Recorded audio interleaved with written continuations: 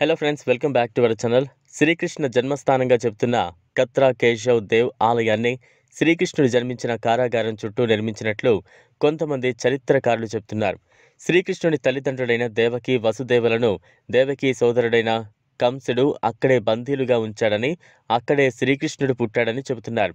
అక్కడే ఓ దేవాలయం నిర్మించాలని, ఈ ఆలయాన్ని 6వ శతాబ్దంలో వజ్రానభుడు నిర్మించాలని, ఆ తర్వాత ఈ ఆలయాన్ని కాలక్రమేణా అనేకసార్లు తిరిగి నిర్మించాలని చరిత్ర చెబుతోంది.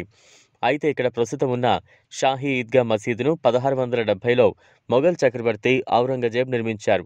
ఆ తర్వాత ఈస్ట్ ఇండియా కంపెనీ నిర్వహించిన వేలంపాటలో 13.77 ఎకరాల భూమిని బెనారస్ రాజు రాజా పత్ని మాల్ కొనుగోలు చేశారు. 19వ శతాబ్దం వరకు బెనారస్ రాజు పేరుపైనే ఈ స్థలం ఉండేది. అయితే 1935 అలహాబాద్ హైకోర్టు ఈ యాజమాన్య హక్కులను కొట్టేసింది. 10 ఏళ్ల తర్వాత యుగల్ కిషోర్ బిర్లా అనే వ్యాపారి ఈ స్థలాన్ని కొనుగోలు చేశారు. శ్రీకృష్ణ జన్మభూమి ట్రస్ట్ను ఏర్పాటు చేసి ఈ ప్రాంతంలో శ్రీకృష్ణుడి ఆలయం నిర్మించాలని లక్ష్యంగా పెట్టుకున్నారు. 1958లో శ్రీకృష్ణ జన్మస్థాన్ సేవా సంఘం ఏర్పాటైంది. అప్పటి నుంచి ఆలయ ట్రస్ట్ బాధ్యతలు ఈ సంఘం చూసుకుంటోంది. మసీదుకు శతాబ్దాల చరిత్ర ఉంది. 1669-70 మధ్యలో మొఘల్ చక్రవర్తి ఔరంగజేబ్ నిర్మించాడు.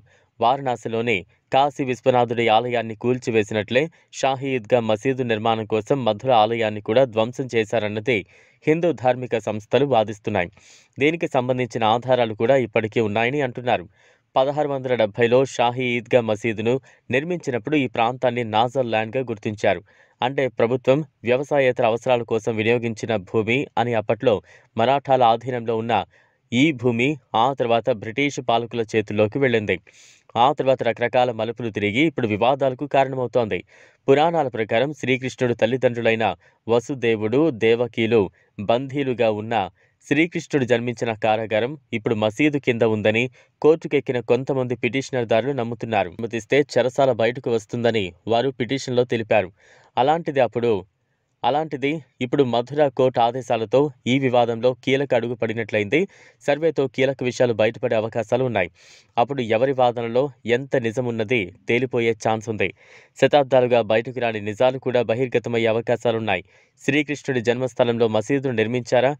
ఔరంగజేబ్ హయాంలో అసలేం జరిగింది? ఇలాంటి ప్రశ్నలకు సమాధానం కావాలంటే చారిత్రక ఆధారాలు తప్పనిసరి. ఇప్పుడు సర్వేతో ఆ విషయాలు బయటకు వచ్చే ఛాన్స్ ఉంది.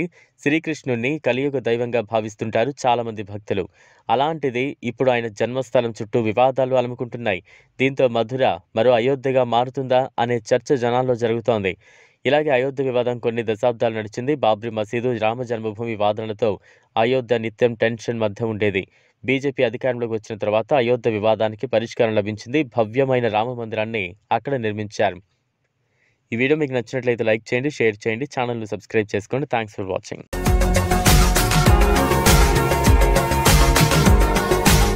మరిన్ని అప్డేట్స్ కోసం మా ఛానల్ని సబ్స్క్రైబ్ చేయండి.